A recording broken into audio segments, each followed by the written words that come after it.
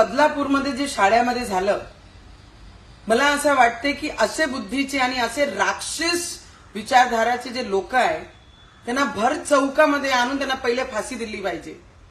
आणि आमचे गृहमंत्री सक्षम आहे, पण असे बुद्धीचे जे लोक आहे, असे राक्षस विचाराचे जे लोक आहे, त्यांना आता कायद्याचा काही भीती राहिली नाही.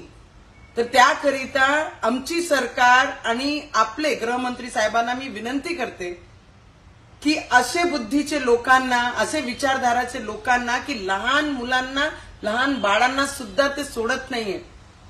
कालचंच आहे, काल रक्षाबंधन झाली, मी स्वतः पोस्ट केलं की सगळे भावांनी ज्या हातावर आम्ही राखी बांधतोय त्या हातांनी महिलांची आपण रक्षा केली पाहिजे, नाही की त्या महिलांवर आपण अत्याचार केला पाहिजे.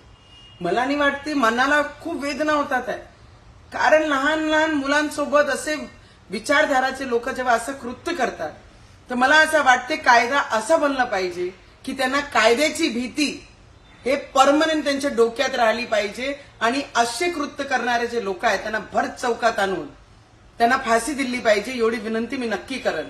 कारण खूप वेदना होता, एक महिला म्हणून, एक आई म्हणून.